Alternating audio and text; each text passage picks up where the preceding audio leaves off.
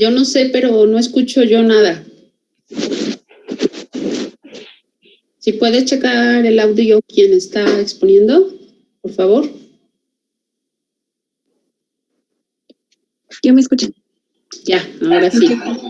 Buenas tardes, compañeros. Nosotros somos el equipo H. Está conformado por Marín Rosas Itzel Alondra, Martínez López Carla Verónica y Romero Sánchez Neftalí Odre. Y nosotros les vamos a hablar acerca de epistaxis. Gracias.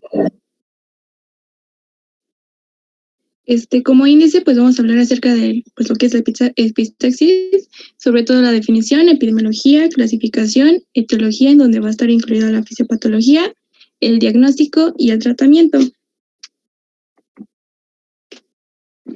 Como definición, vamos a tener que la epistaxis es aquella hemorragia aguda de los orificios nasales, cavidad nasal o nasofaringe. Y pues esta es la patología otorrinolaringológica más frecuente en la clínica. Bueno, diríamos que también es la urgencia más frecuente, es una de las urgencias más frecuentes, o motivo de urgencia más frecuente. Sí. Bueno, vamos a continuar con la epidemiología. Vamos a estimar que al menos un 60% de la población va a sufrir de un grado de epistaxis en su vida. Sin embargo, solamente el 6% va a requerir atención médica para su tratamiento y control. Bueno, este va a ser mayormente... De nuevo no se escucha el sonido. ¿Están escuchando los demás o soy yo? Se escucha muy bajito. Muy bajito. Sí, yo no escucho prácticamente nada. A ver si de nuevo checan su sonido, por favor. ¿A mí me escuchan bien? Es que creo que tienes apagado tu micrófono. Itzel, ¿tú eres quien está hablando? Sí. Ah, es que está muy bajito. Es que no sé por qué. A ver, súbele, o cómo le puedes hacer, porque yo no escucho, ¿eh? Puede poner unos audífonos y usar el micrófono de los audífonos. Habla un poquito más fuerte porque yo sí te escucho, pero bajito.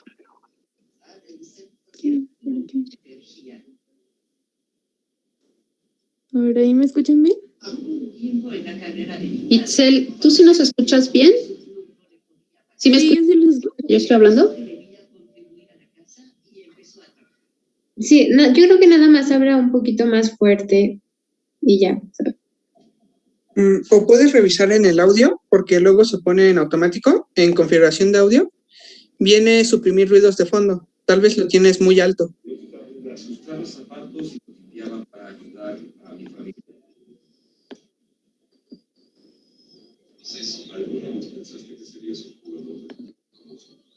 ¿Ahí me escuchan? Casi no te escuchamos. Yo sí te escucho, pero habla más fuerte, por favor. Se escucha, pero súper bajito, no se entiende lo que estás diciendo, perdón. Déjeme ir por mi micrófono rápido. Bueno, en lo que ella va por su micrófono, yo continúo. En cuanto a epidemiología, vamos a tener que el 60% de la población va a sufrir algún tipo de grado de epistaxis en su vida. Pero de ese 60%, solamente el 6% va a requerir atención médica para un tratamiento y control. De hecho, mencionan algunas bibliografías que cuando un paciente presenta alguna epistaxis o un sangrado proveniente de las fosas nasales,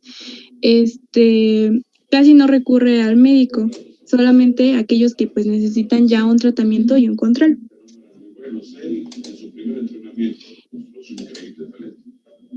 Y en cuanto a la población, se dice que la epistaxis es más, predomina más en niños y en ancianos. Esto, pues, como vamos a ver más adelante, por la etiología que tiene, y pues en los niños es de causa más traumática y en los ancianos puede ser por una causa neoplásica. Y 90% de los pacientes que recurren por una epistaxis, pues no tienen una causa sistémica subyacente. Ya regresó. ¿Ahí me escuchan? ¿Me escuchan? ¿Me escuchan? Sí, ya se te escucha. Sí. Bueno, solo para complementar en epidemiología, igual vamos a tener una incidencia del aumento en invierno. Bueno, esto se dice que es posiblemente por la relación que tiene con el incremento de la tasa de infecciones respiratorias o bien por la variación de temperatura y humedad. La que sigue, por favor.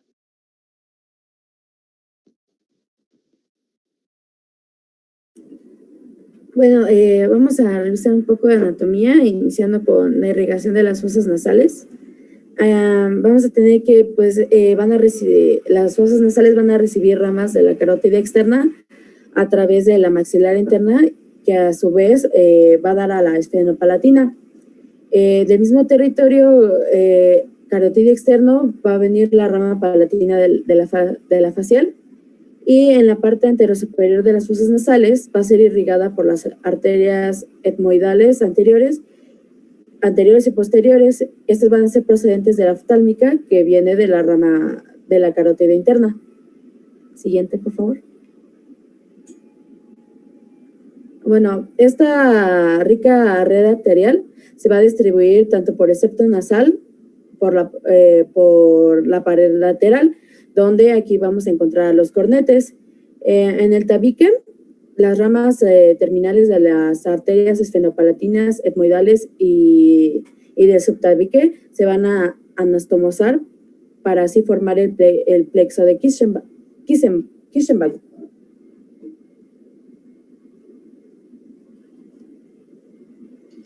¿Qué importancia tiene ese plexo para esto de la epistaxis?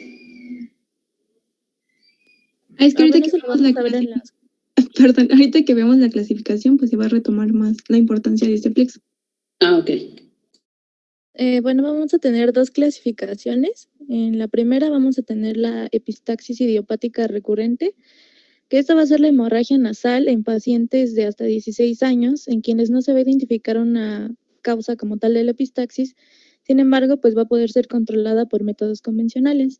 Y vamos a tener la epistaxis grave, que esta va a ser la hemorragia nasal, que no va a poder ser controlada por los métodos convencionales, como son la presión local, la cauterización, el taponamiento, y en la cual no se va a identificar un sitio del origen del sangrado. La que sigue, por favor.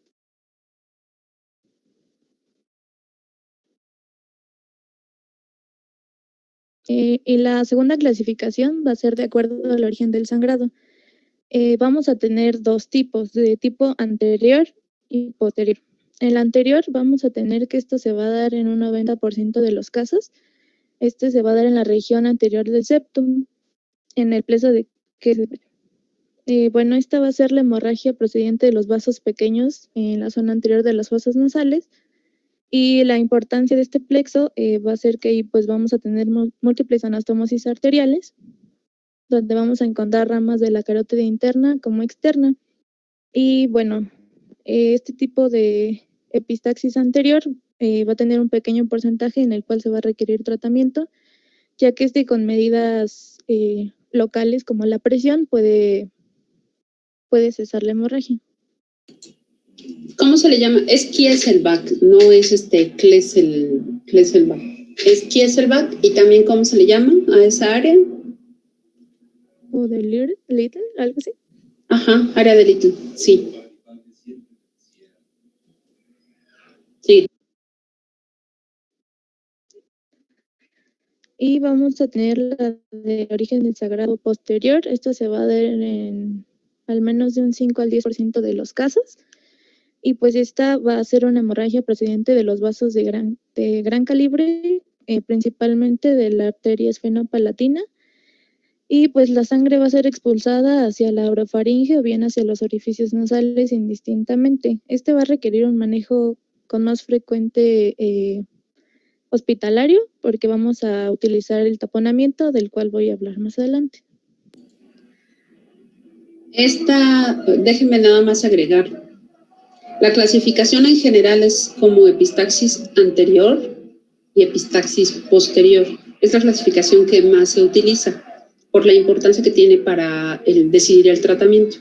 Bueno, y hay muchas diferencias, no solo del sitio de origen de la hemorragia, sino también de la gravedad. Ahorita ya lo van a hablar seguramente sus compañeras, pero sí es importante que desde aquí vayan viendo que esa es una gran diferencia.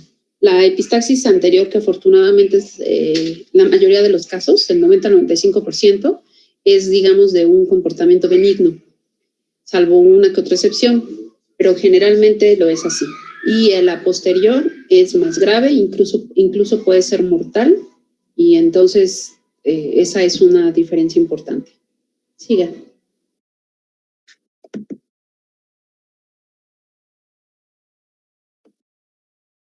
Y bueno, en cuanto a la etiología, pues aquí está también incluida lo que es la fisiopatología.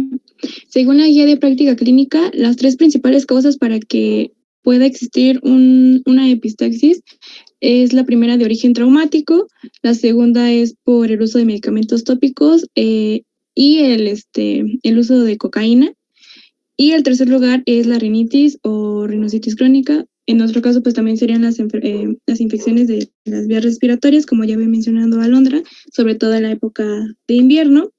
Y a su vez podemos dividirla en 2, que es en locales y en causas sistémicas. En locales están los traumatismos, pues la fosa nasal es predominante en el rostro, entonces esto la predispone a que sufra más traumatismos, pero la etiología más frecuente de estos traumatismos es autoinducida, es decir, con el uso digital, es decir, con el uso de algún dedo o algún objeto, y esto es principalmente en niños. De igual forma, pues la inflamación o una infección local puede generar una epistaxis, tumores intranasales o malformaciones vasculares. Y en causas sistémicas también está la aterosclerosis, coagulopatías, fármacos y algunas neoplasias. Entre los fármacos pueden ser el uso de antiagregantes, anticoagulantes y AINES. Igual en esta diapositiva es importante mencionar pues lo que es la prevención, que prácticamente sería evitar el introducir algún objeto a las fosas nasales, el uso de medicamentos si no es necesario, evitar el consumo de cocaína, y pues prácticamente es eso, en eso se engloba la epistaxis. De igual forma, pues si llega un niño pequeño con una epistaxis, mencionaban que es más probable que sea pues de un origen traumático que por una neoplasia, a comparación de una persona de entre 50 y 80 años que pues tal vez pues cuando era joven no sufría de epistaxis, y al que tenga esa edad y acuda con nosotros por una epistaxis, pues puede ser un foco de alarma, porque podría ser la forma en la que se está expresando alguna neoplasia. Y esta es una tabla que está en la guía de práctica clínica, en donde nos divide en 4 las causas de la epistaxis, que son tumores o lesiones, que ya les mencioné algunas, traumáticas, que es principalmente digital, alguna coagulopatía como la leucemia, y infecciones. En cuanto al cuadro clínico, pues el signo cardinal, es la expulsión de la sangre. Y esta puede ser por la parte anterior de la nariz, es decir, por las fosas nasales, por los orificios nasales, como lo muestra la imagen, o cuando es una epistaxis posterior puede ser por la boca, lo cual se le denomina hemoptisis, o también por los orificios nasales. Es importante mencionar que cuando una persona pues está expulsando sangre por la boca, pues se debe de hacer la diferencia entre hemoptisis y cuando es procedente de la cavidad nasal y cuando es del aparato digestivo, aunque tiene algunas diferencias pues muy claras. Por ejemplo, en la que es proveniente del aparato digestivo, pues es más como tipo vómito, y en la hemoptisis, que es la epistaxis, es más de tipo como con una tos y empieza a expulsar un poco de sangre.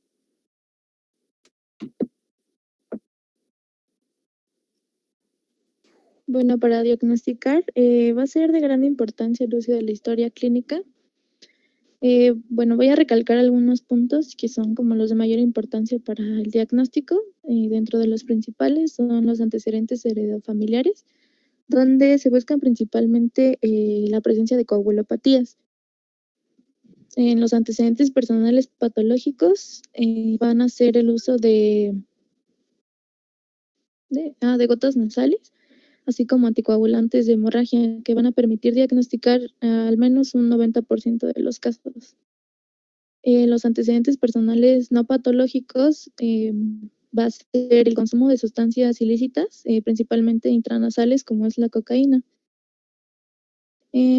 Vamos a tener igual antecedentes de trauma o cirugías previas y de tratamiento actual, como ya les había mencionado, tenemos que tener en cuenta el uso de anticoagulantes o agentes antiagregantes plaquetarios que van a ser predisponentes para sangrados nasales y tengan una mayor recurrencia.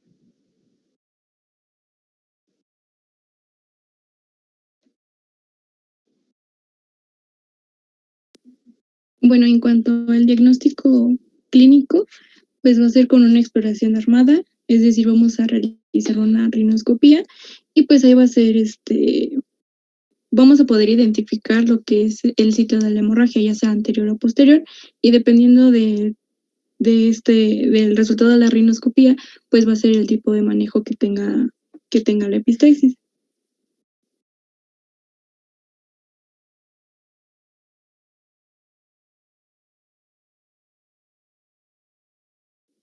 De igual forma, es importante que si al realizar la historia clínica se puede sospechar sobre una enfermedad de tipo hematológica, sobre todo pues una neoplasia, es importante que se realice alguna tomografía de nariz y senos paranasales de forma axial, coronal y mencionada en fase simple y contrastada, además de una resonancia magnética.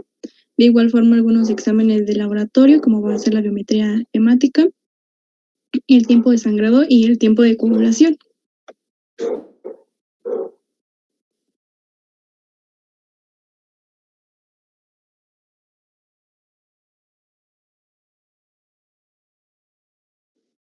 Bueno, dentro del tratamiento, como ya les habíamos mencionado, va a depender de la zona, pero el principal tratamiento con el que deberíamos comenzar es el de la presión nasal directa asociada a vasoconstrictores locales. Bueno, el primer paso que tenemos que hacer va a ser la limpieza de las fosas nasales para poder retirar cualquier coágulo presente y vamos a realizar una compresión de ambas alas nasales durante un periodo mínimo de 10 minutos. Y bueno, esta va a ser asociada a vasoconstrictores locales, como va a ser la oximetazolina, principalmente, la fenilefrina, al 0.25%, y la nafasolina.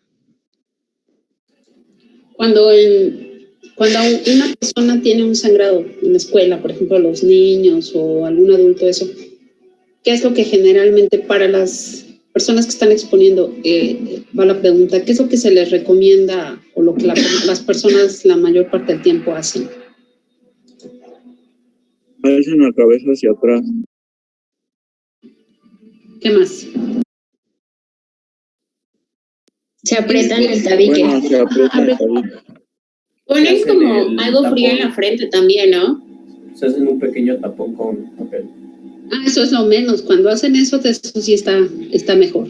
Cuando hacen eso de la cabeza para atrás, mal. Toda la sangre se va hacia la nasofaringe y entonces la gente empieza a toser, se empieza a desesperar y es horrible. Eso no sirve y no se debe hacer. Segundo, les ponen cosas frías y no sé qué en la frente. Bueno, pues eso también, si quieren lo pueden hacer, si no, no sirve de nada. Y también, efectivamente, hacen la compresión, que se debe hacer esa compresión, pero en la parte de la pirámide nasal, en los huesos propios de la nariz. Ahí no está sangrando. En donde está sangrando es en la región anterior de la nariz, en donde está el tabique nasal, como ya lo vimos, en la región más anterior, en el plexo de Kieselbach. Entonces, si oprimimos adelante, donde debe ser, donde están las alas de la nariz, y de preferencia con un algodón o papel, si no hay otra cosa, pero de preferencia un algodón seco, sin ningún medicamento ni nada, de un lado, otro, introducir esos algodones y hacer la presión, como dice en tu diapositiva, durante un periodo de mínimo 10 minutos, eso es lo que una persona debe hacer. Entonces, a veces y cuando muchos se meten algo y le aprietan, pero pues le aprietan acá arriba. Entonces, el algodoncito a lo mejor ayuda de algo si lo colocan en la parte anterior de la nariz. Entonces, Yo también había, cuando nosotros lo vimos, el profesor también nos había dicho que de preferencia cuando pasara eso, introduciera crema o el papel húmedo para que no se secara con la sangre y al momento de que se lo quitara, volviera a rehacerse la epistaxis. No, eso no tiene ningún sentido y no es necesario que se haga. Si el algodón está seco, pues igual se va a mojar con la humedad del moco y la misma sangre y se va a formar un coágulo que a la hora de que quiten ese algodón, pues el coágulo ya se va a salir y pues ya si ya no va a continuar la epistaxis, ya en ese momento se detiene. Si va a continuar, en ese momento reinicia la epistaxis, pues hay que hacer la misma maniobra. Y así yo les digo a los pacientes, oprimir la nariz con esos algodones en las fosas nasales y sin quitar la compresión, acudir a un servicio de urgencias. La mayoría de las veces, si con reloj en mano se están oprimiendo durante 10 minutos, de esta forma que acabamos de describir, las epistaxis anteriores se van a autolimitar la mayoría de las veces. Cuando no es así, está indicado acudir de esa manera a urgencias. Entonces, es la forma que correcta se le debe indicar a un médico y que cualquier persona que no sea médico, pues lo debe saber, porque esa es la importancia de hacerlo de esa manera. Sí, de hecho, por eso es que mencionan que las personas que sufren algún episodio de epistaxis, pues no acuden al médico, porque al comprimir pues las fosas nasales ayuda a que deje de sangrar y pues ya no van al médico, a menos de que siga sangrando es cuando ya acuden. Sí, claro, y la verdad es que cuando empieza a ser recurrente los sangrados es porque sí hay algo que debe atender el médico. Un sangrado ocasional puede ocasionar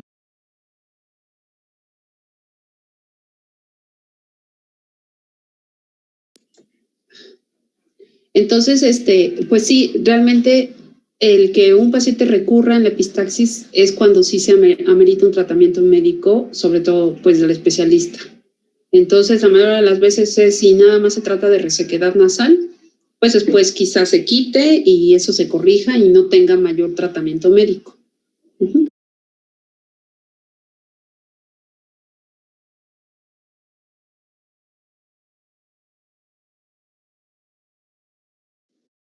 Bueno, siguiendo con el tratamiento, si después de la compresión digital continúa la hemorragia, vamos a tener que acudir a hacer examinar la fosa nasal con una rinoscopía anterior, dentro de la cual vamos a intentar localizar el punto sangrante y tratarlo de la mejor manera.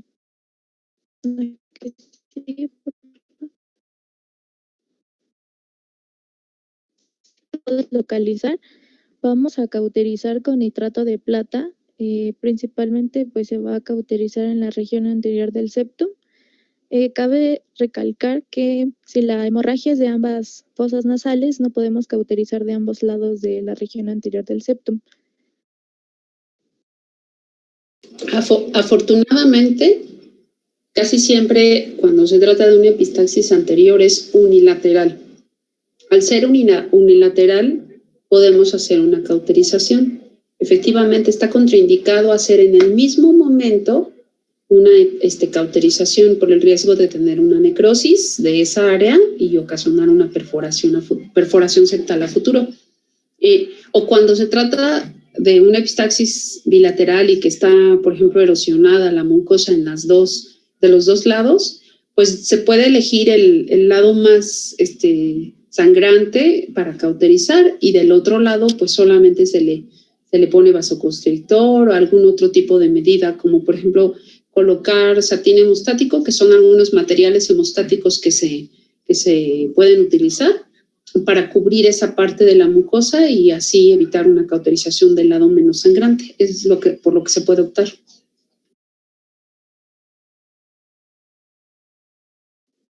Bueno, de igual manera, si localizamos el punto sangrante y no utilizamos el nitrato de plata, podemos hacer una electrocoagulación. Y sin embargo, si no localizamos el punto sangrante, vamos a hacer un taponamiento nasal anterior, que puede ser de dos formas. Primero vamos a aplicar anestesia tópica en la mucosa oral Y con la ayuda de unas pinzas vamos a introducir una En la gasa mucosa oreada. nasal. En la mucosa nasal se pone el vasoconstrictor y el anestésico. Es que dijiste en la mucosa oral. Perdón, nasal. Bueno, con la ayuda de unas pinzas vamos a introducir una gasa orellada, que esta tiene que ser lubricada con vaselina o con pomada antibiótica hasta conseguir llenar la fosa nasal, como se puede ver en la imagen de la izquierda. Y la otra forma es introducir una esponja expandible, que se conoce como Merocel, me parece. Igual, esta tiene que ser lubricada con vaselina y se va a introducir. Y una vez colocada, se tiene que humedecer con suero fisiológico para poder aumentar su volumen y cubrir toda la fosa nasal. Sí, recuerden que estos tratamientos, el mecanismo que tienen de controlar el sangrado, pues es que hacen una compresión. Finalmente lo que estamos haciendo con la colocación del taponamiento, pues es compresión de los vasos para detener el sangrado. Y en el caso del Merocel, que es la marca comercial, pero pues sí, son esponjas hemostáticas que se hinchan y al hincharse ocasionan compresión, pero también tienen sustancias que facilitan la coagulación. De manera que ahí es una coagulación tanto pues química o un control del sangrado químico o por medio químico o por medio de compresión mecánico.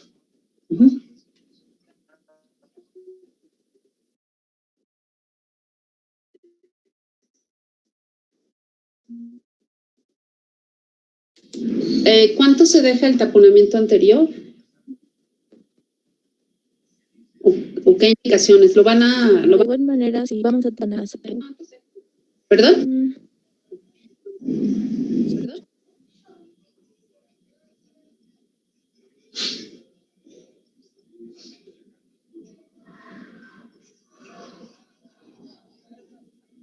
Según la guía de práctica clínica, el taponamiento nasal anterior se deja de 1 a 5 días.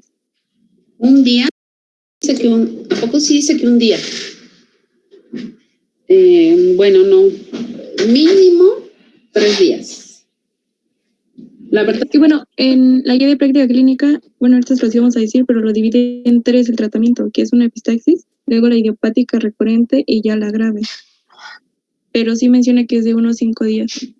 Sí, bueno, sé que sí nos debemos basar como en la guía de práctica clínica, pero por ahí sí difiero. Un sangrado que merita un taponamiento anterior es un sangrado moderado, de moderado a grave, un sangrado anterior.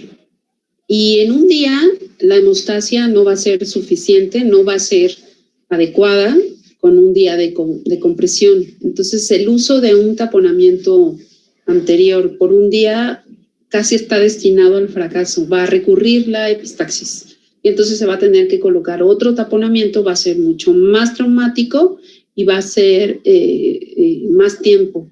Entonces, mínimo 3 días. Y de hecho, dependiendo del caso, a menos de que sí estemos como convencidos de que va a tener una adecuada evolución, 3 días, pero casi por norma lo que se deja son 5 días, un taponamiento nasal anterior. Entonces, ¿qué otra medida debemos tomar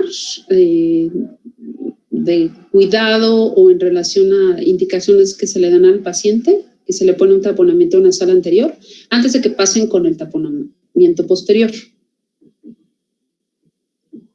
¿Lo van a comentar?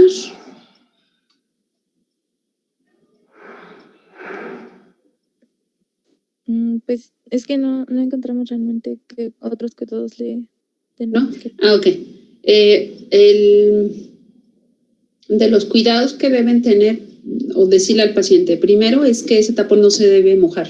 O sea, la parte no se debe sacar antes del tiempo y por lo tanto, como ponemos una vendaje de micropor en la parte externa, en la nariz, en la piel, eso no se debe mojar el tiempo que lo va a tener para que no se afloje el tapón.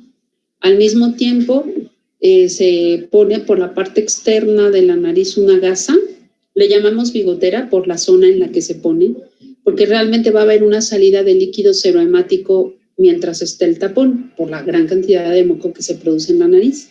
Entonces, esa salida de líquido serohemático pues no debe estar ahí escurriendo todo el tiempo. Por lo tanto, ponemos una gasa. Bueno, no sé si estoy diciendo algo gracioso porque veo que se están riendo o específicamente Herrera Morales.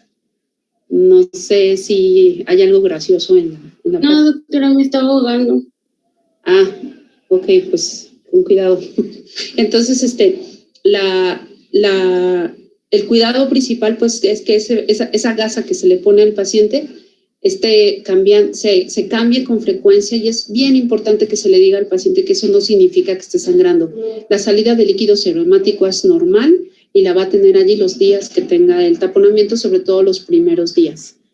El otro cuidado, pues el paciente debe estar en reposo, no debe salir de casa, no debe hacer esfuerzos, obviamente. Y otra cosa, se debe dar un antibiótico profiláctico los días que va a estar, cualquier antibiótico, pero de preferencia sí, pues, de los que cubran contra Staphylococcus aureus, puede ser amoxicilina, ampicilina, dicloxacilina, pero sí se le debe dejar un antibiótico, porque estamos obstruyendo esa fosa nasal, detenemos allí las secreciones mucosas que en la nariz normalmente se producen, estamos poniendo un cuerpo extraño en la nariz que, aunque sí se toman cuidados de que no esté contaminado, pero tampoco es estéril. Entonces sí se debe dar un antibiótico porque el paciente puede tener una infección, puede hacer una sinusitis o una rinitis infecciosa por tener el taponamiento nasal. Entonces esos serían como los cuidados más importantes que se le debe dar al paciente. ¿Qué otra cosa se me pasa? Nada más. Sigan si quieren para que veamos lo del tratamiento de la epistaxis posterior. Veo que ahí ya están hablando del taponamiento posterior. Les quería decir algo más. Para el sangrado anterior, la epistaxis anterior, primero los pasos, digamos, para el control de la epistaxis sería compresión. Si con eso no cede, entonces, bueno, aplicación de vasoconstrictor para tratar de identificar el vaso sangrante.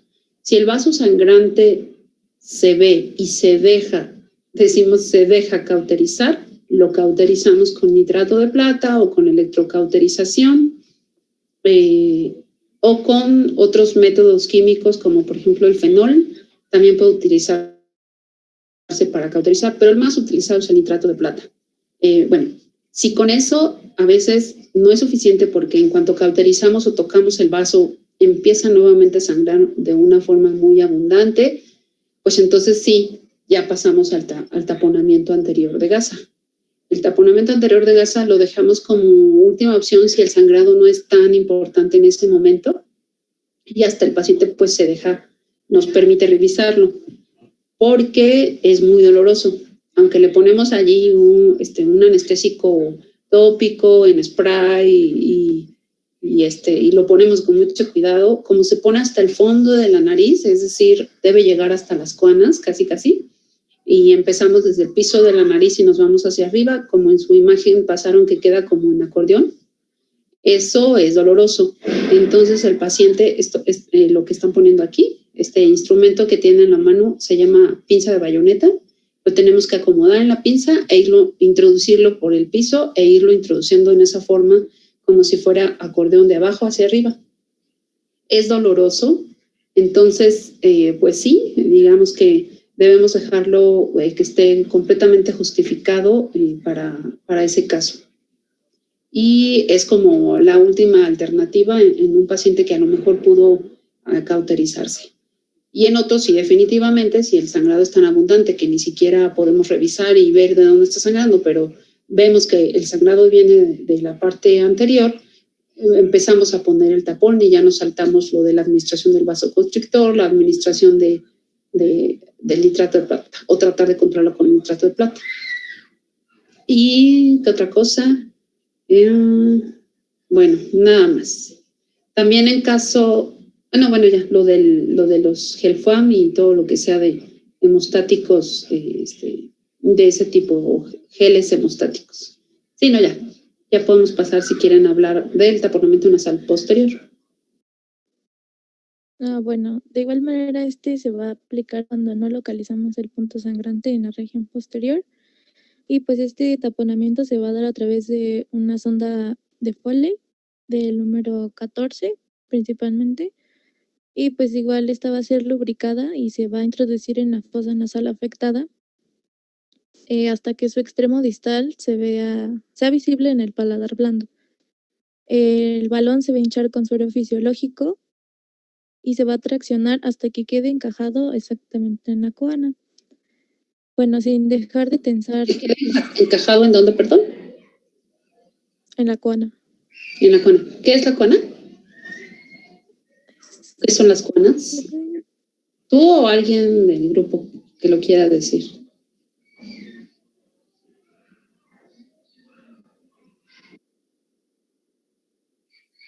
Así es. Es el orificio de la parte posterior de la nariz que comunica con la rinofaringe y hacia la orofaringe. Efectivamente, entonces ese globo debe quedar enclavado o ahí acomodado totalmente, ocluyendo la cuana. La mucosa que está todo alrededor ahí va a quedar comprimida porque es, en el caso de un sangrado posterior, el principal sitio sangrante. Les quería comentar que si hacemos una exploración de la orofaringe en el paciente que está sangrando, podemos verificar que está teniendo sangrado. Puede ser anterior, pero que también es tan intenso el sangrado, pero está pasando de la nasofaringe a la orofaringe. Entonces se ve la caída de la sangre que estamos viendo desde la nariz desde la rinofaringe hacia la orofaringe. Entonces, a veces eso puede ser un dato, no es exclusivo de epistaxis o sangrado posterior. Lo podemos ver también en el sangrado anterior, cuando es muy abundante. O podemos ver también ese sangrado en uno posterior y por delante no vemos nada. Entonces, bueno, eso sí, ya ella nos está diciendo, este es un sangrado posterior. Pero a veces es difícil hacer la diferencia entre uno anterior y posterior, clínicamente, porque puede haber sangrado por todos lados, tanto hacia atrás, hacia adelante, y puede ser que se trate de un sangrado anterior muy abundante que semejara a un sangrado posterior. Entonces ahí a veces clínicamente cuesta un poco de trabajo y tenemos que basarnos en cómo responde al tratamiento. Si se pone un taponamiento anterior y con ese, aunque es un sangrado muy abundante, que veamos que está saliendo mucho hacia atrás, y con ese se controla, pues se trataba de un sangrado anterior, aunque muy intenso.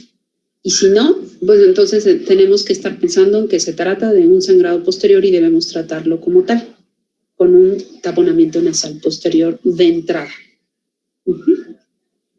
Luego, ¿qué más se le hace? Después se pone la sonda de Foley y ya después el globo que se insufla y se encaja en la cuana. Síguele. Vamos a tensar la sonda y vamos a colocar una esponja, como lo había mencionado en la anterior, para que quede pues sujeto y no se mueva. Es que un taponamiento nasal posterior siempre se acompaña también de uno anterior. Siempre se ponen los dos. Entonces, el anterior se puede poner ya sea por lo que decimos de las esponjas estas hemostáticas, como Gelfan, o puede ser igual con una tira de gasa como un taponamiento anterior común y corriente. Sí, se pueden usar las dos alternativas, pero siempre van los dos. Siempre que se pone uno posterior, se debe poner uno anterior también. Y esto es por la dificultad clínica de ver si es posterior, bueno, sí, de saber si es posterior. No, nosotros ya hicimos el diagnóstico de sangrado epistaxis posterior, ya dimos el tratamiento que es con el taponamiento nasal posterior, pero también se pone un taponamiento nasal anterior para sujetar y mantener en su lugar el tapón posterior, pero a su vez porque también hacemos hemostasia en toda esa zona. Los vasos siguen hacia adelante, entonces hacemos también hemostasia y ayudamos a que el sangrado se controle. O sea que es parte del tratamiento de una epistaxis posterior. Poner dos tapones. Sigue.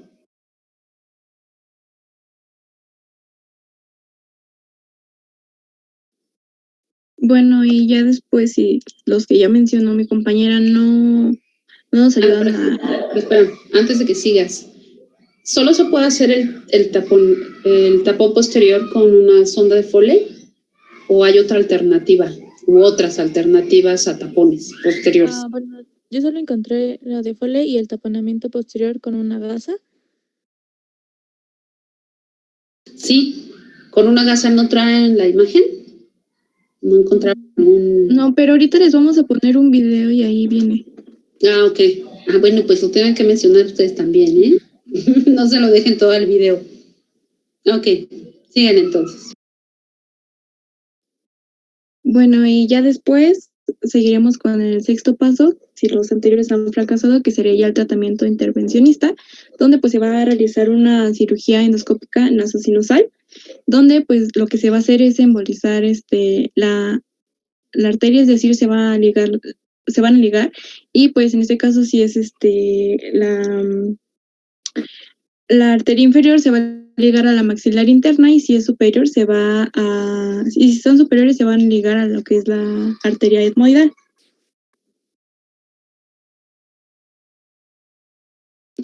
No, bueno, lo que se liga son las arterias. La maxilar interna es la que se liga, y en el caso de que se trate de un sangrado de la superior, casi siempre es de la etmoidal, la anterior o posterior, pues se hace también la ligadura de estas. La cirugía endoscópica se puede hacer no necesaria o no siempre con embolización. Se puede hacer la cirugía endoscópica para hacer la ligadura de vasos, y también se puede hacer una embolización independiente de la cirugía endoscópica, una embolización selectiva de la arteria que se tenga identificada. Y eso es con radiología intervencionista y todo eso, ¿no? Es con apoyo de un radiólogo especializado en tratamientos de este tipo. Y el tratamiento quirúrgico, ¿no? Que ya vimos. Ligadura por endoscópica es lo que más suele hacerse.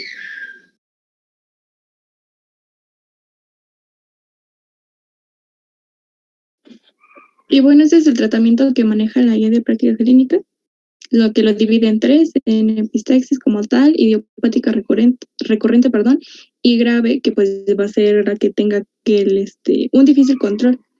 En cuanto a la epistaxis como tal, pues va a ser la presión directa, y se puede llegar a utilizar la cauterización con nitrato de plata, y ya en casos que no se pueda, pues ya se utilizaría lo que es el taponamiento nasal. En cuanto a la idiopática recurrente, lo primero que se va a hacer es la cauterización, y después se va a hacer una lubricación, ya que esta puede disminuir la recurrencia y así evitar que se inflame o haya alguna formación de costras. En cuanto a la epistaxis grave, pues lo primero que se va a hacer es el taponamiento nasal con una gasa lubricada, que ya se los había mencionado esta alondra, y después se va a recurrir a los hemostáticos locales. Se puede utilizar un sellador de fibrina, que va a sustituir lo que es el taponamiento y la cauterización, y pues se va a valorar que la transfusión de sangre en caso de que la pérdida sanguínea pues sea bastante. Porque como ya le había mencionado la doctora, si no puede llegar pues hasta la muerte.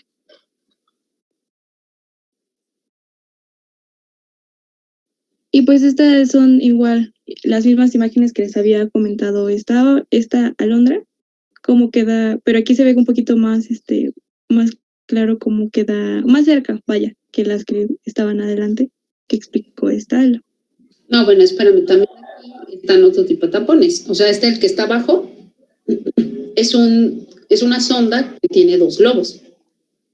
Esta es una sonda que tiene un globo para un taponamiento posterior, que tiene 10 cc, y en este caso no se pone con Merocel, ni tampoco se pone con gasa, sino que también tiene un balón o globo para el taponamiento anterior. Entonces es la sondita que ven aquí en el dibujito y en vivo, ¿no? La fotografía de cómo es la sonda. Esas son sondas que tienen doble balón, y es para ya no ponerle otro anterior, se pone con el mismo, los dos se insuflan los dos globitos. Y de igual forma es importante mencionar que el tratamiento de una epistaxis pues va a depender del médico y de la práctica que tenga al tratar pues estas epistaxis.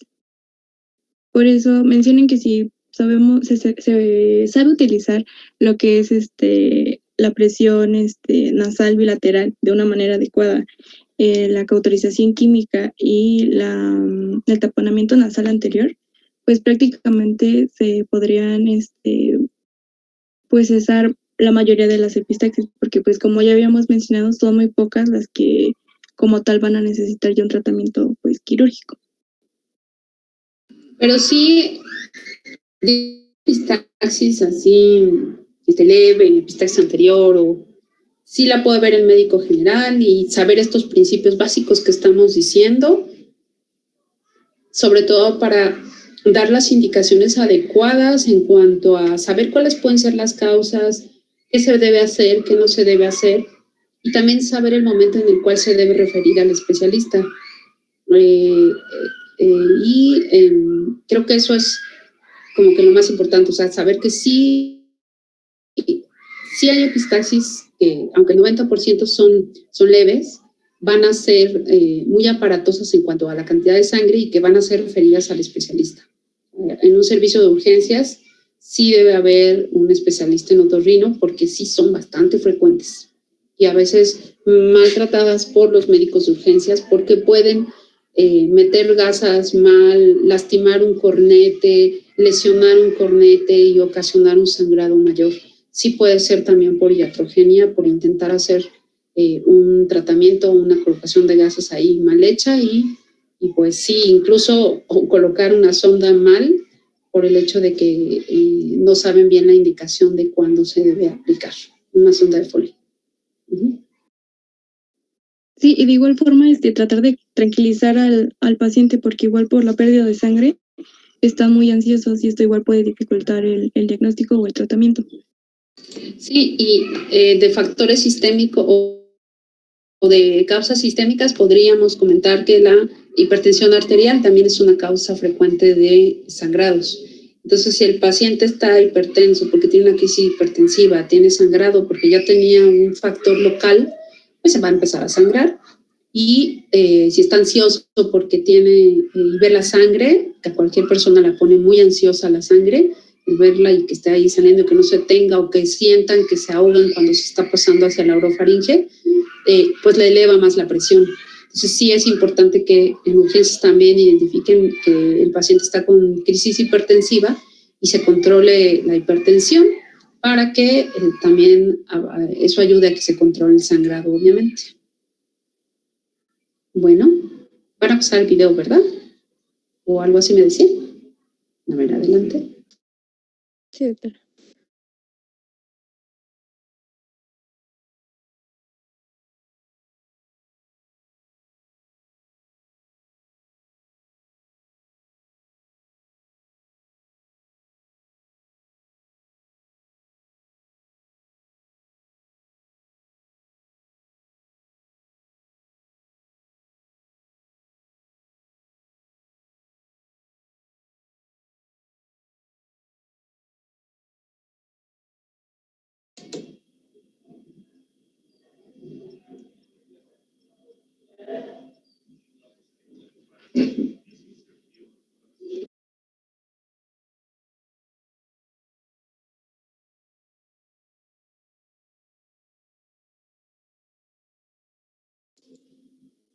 ¿Ya viene? ¿Ya viene? Ya. Sí,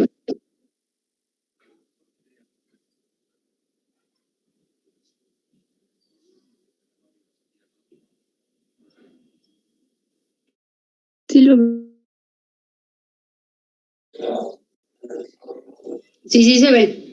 Sí.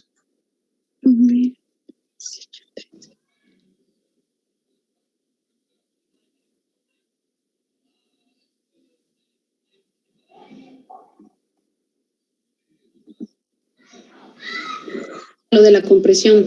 Eso es lo de, ajá, exacto. Lo de...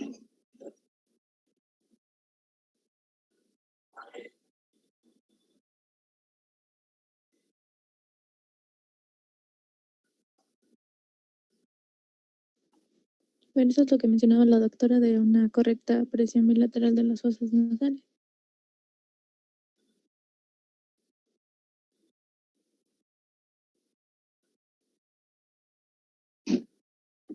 Allí viene lo de la preparación Ajá, del tapón. sí, aquí está. Ay, espera. Estaría bien que de ese video mandaran la liga, ¿no? Para que lo revisen. Sí, de todas maneras se lo comparto y ahí es donde mencionan cómo hacer ay, ¿cómo se llama? Para un El taponamiento de gasa. El taponamiento de gasa, de tira de gasa. Y también cómo se elabora el tapón posterior, que también es con unas suturas de seda. Pues es la bayoneta. La que se pinza de utiliza. bayoneta. Uh-huh. Ahí menciona que puede ser. ¿Sí lo escuchan o no lo escuchan? Sí, yo estoy escuchando. ¿Todos se oyen? Sí, yo creo que sí.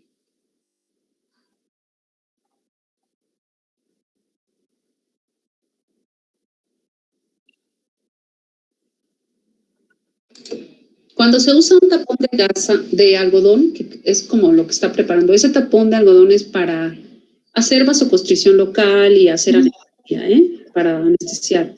En sí, un algodón no va a dar la suficiente compresión como para que sea como tratamiento. Porque también, digo, es que nos ha tocado de todo, que ponen unos algodones ahí en la nariz, que bueno, o sea, está bien como medida casera, pero pues en el hospital no se pone un tapón de algodón. Solo ahí es para hacer la adecuada vasoconstricción y anestesia lo más que se pueda, anestesia ahí local.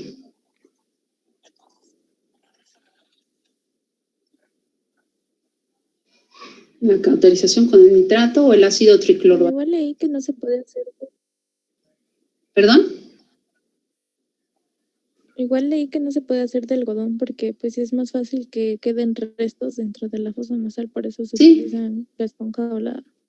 Pero además también por la compresión, necesitaríamos meter ahí unas cantidades industriales de algodón para que comprima adecuadamente, porque no tiene sentido y sí quedarían muchos restos. Corremos el riesgo de que queden restos de algodón ahí entre los meatos metidos. No se debe usar.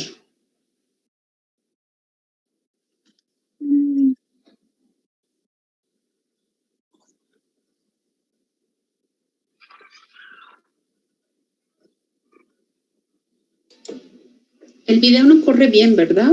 ¿O por qué?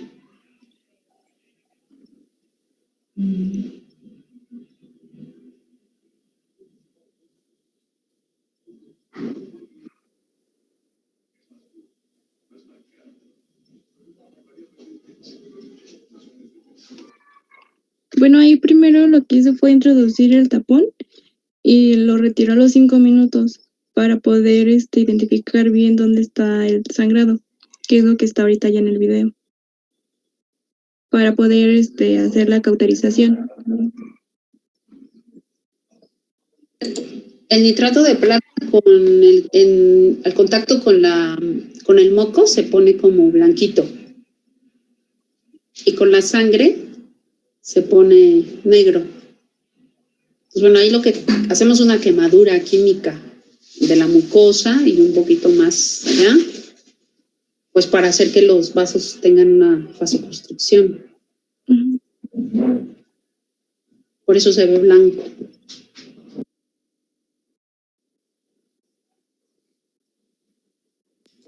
Eso supongo que es la colocación sí, es el taponamiento nasal anterior. Anterior, que bueno, ahí es un taponamiento en un paciente, yo creo que operado, que está ahí acostado con los campos, pero pues el paciente en el consultorio pues se pone así, ¿no? El paciente despierto. Es ahí para que vean cómo se van acomodando las tiras. Es una tira larga.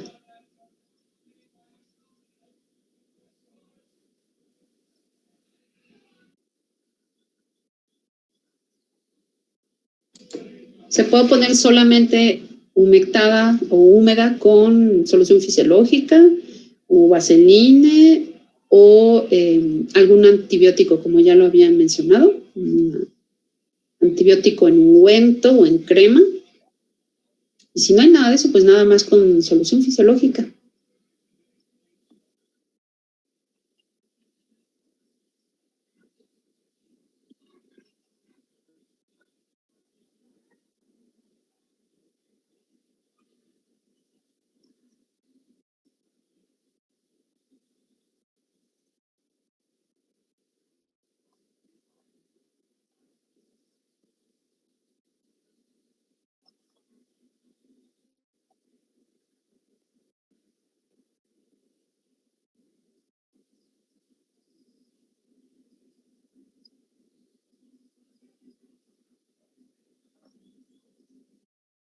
Bueno, ahí esas dos son pues de diferente tamaño, que son las que decía Alo, que cuando se van a mojar con la solución fisiológica, pues lo que van a hacer es que se van a agrandar.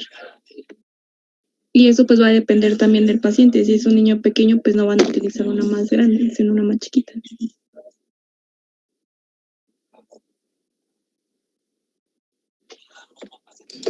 Como en una cirugía de nariz, en una septoplastía o rinoceptoplastía o cirugía de senos paranasales, se pone un taponamiento tradicional, ¿no? Un taponamiento con eh, cualquiera de estos métodos. El más tradicional y más incómodo para un paciente, pues es con un tapón de gasa. Esos también son molestos y actualmente ya en la cirugía nasal pueden no utilizarse taponamientos, ¿eh? Ya nada más se ponen como unas ferulitas para hacer compresión en el tabique nasal que se suturan y el paciente puede salir de una cirugía sin taponamiento nasal. Es el más cómodo.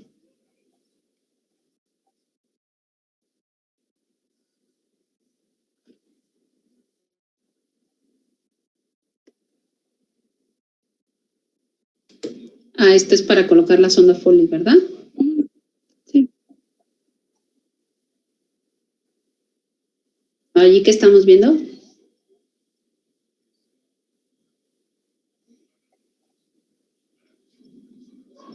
¿No? Bueno, ahí es cuando se va a insuflar y es para que... Ajá. Ajá. Metieron el endoscopio para que podamos ver. Ahí estamos en la orofaringe. Lo que se veía arribita es, bueno, lo que está ahí, lo rosita, es la pared posterior de la faringe. Acá a la izquierda está la úvula. Ya inflaron el globo y lo están jalando. Ahí con el endoscopio se está viendo cómo lo están jalando hacia la cuana. No había visto una imagen así, vía endoscópica.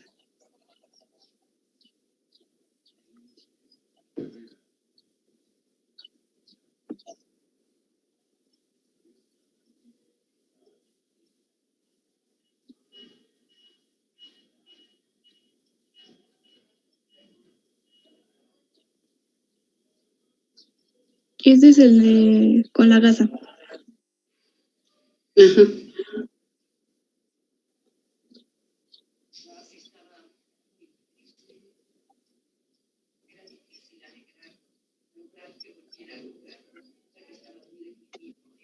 Ah, ya vi, ya entendí, no había entendido sí.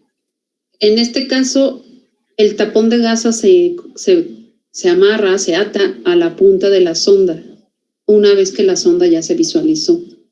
Ya después se va jalando y ese es el que duele terriblemente para el paciente.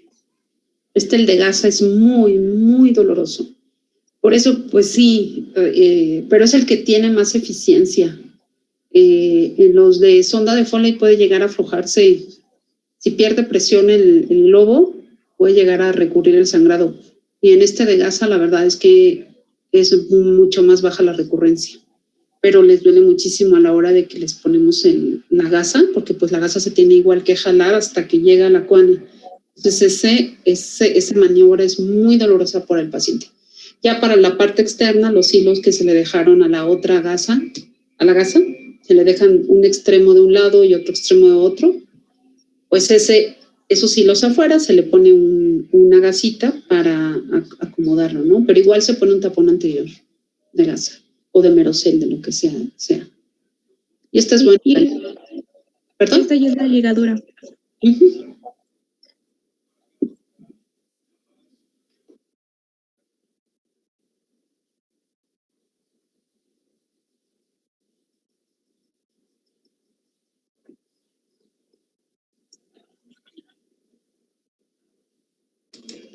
Puede ser ligadura o cauterización también, vía endoscópica.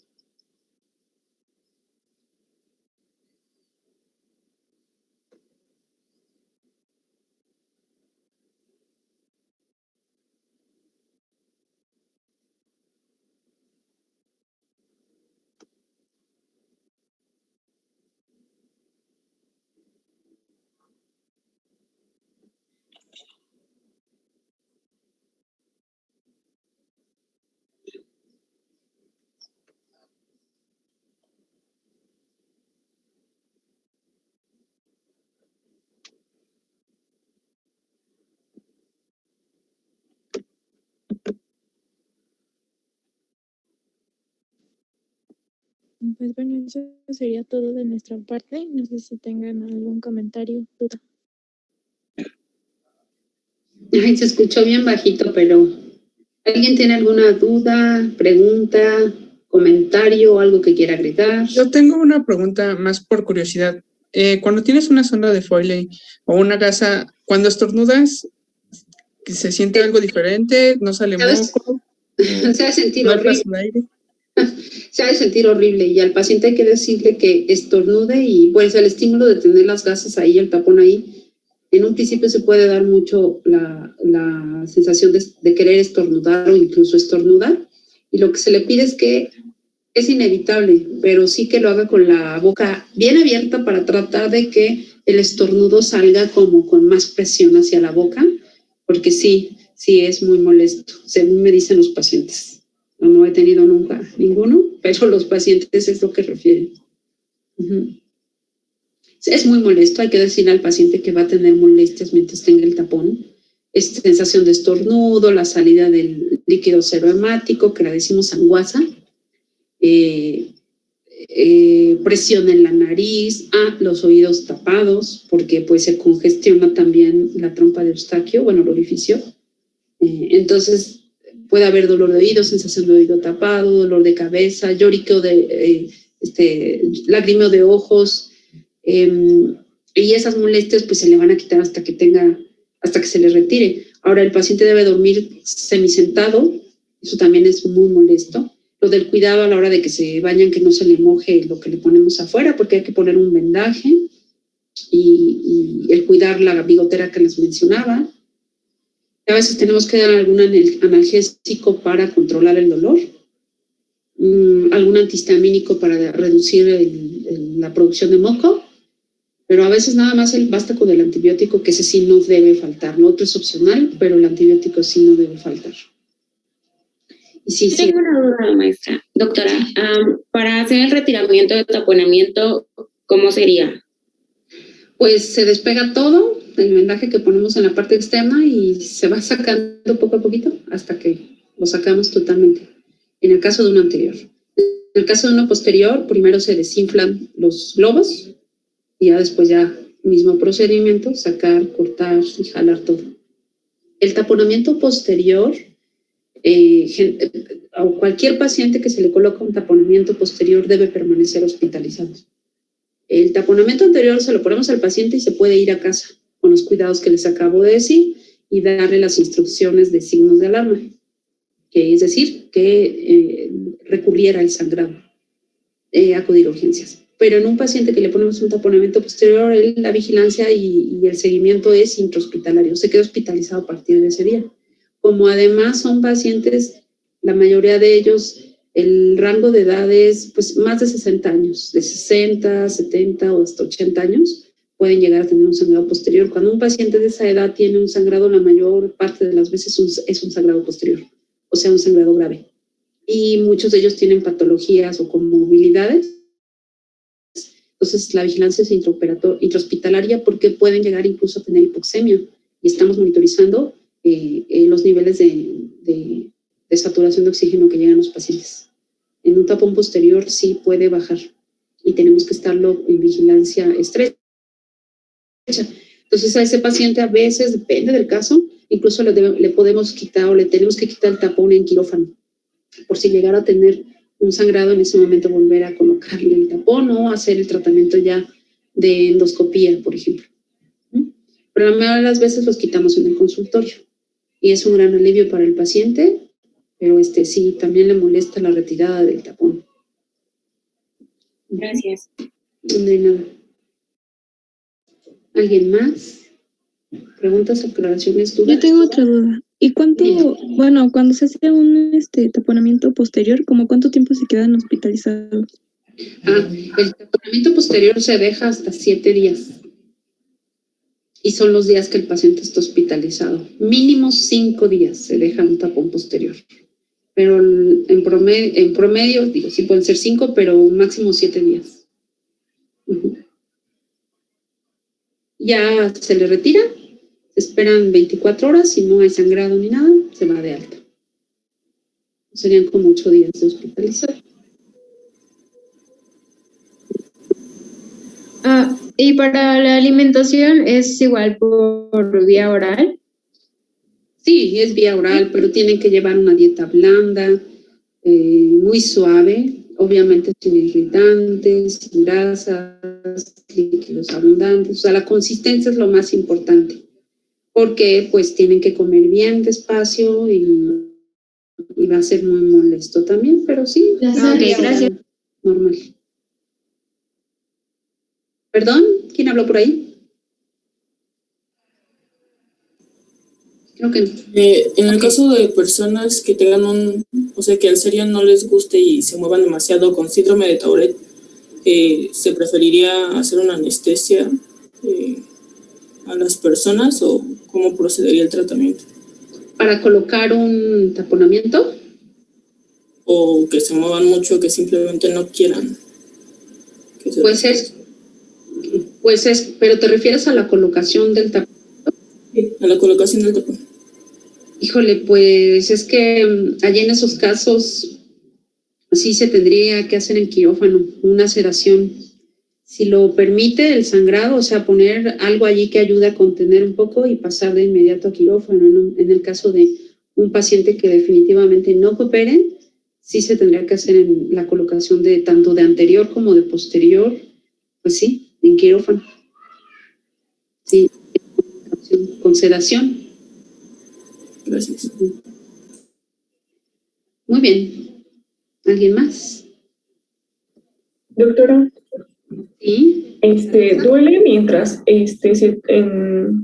mientras se tiene el taponamiento o solamente cuando se pone y cuando se quita?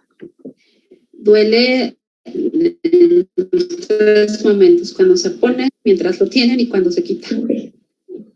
Y cuando se pone, sobre todo los primeros 2 días, es dolor y después es molestia. Decimos molestias propias del taponamiento, que son las molestias normales, aunque no es un dolor intenso, pero pues es molesto, tienen que respirar por la boca. Ponemos un tapón unilateral, pero a veces el sangrado anterior puede ser tan importante que incluso recurrimos a un tapón bilateral.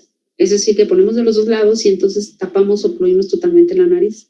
En esos casos, y aunque tengan de un lado tapado, el paciente refiere obstrucción nasal bilateral y tienen que respirar por la boca todo ese tiempo. Entonces sí es muy molesto porque se seca la boca, se secan los labios, se seca la faringe y puede llegar a doler o arder.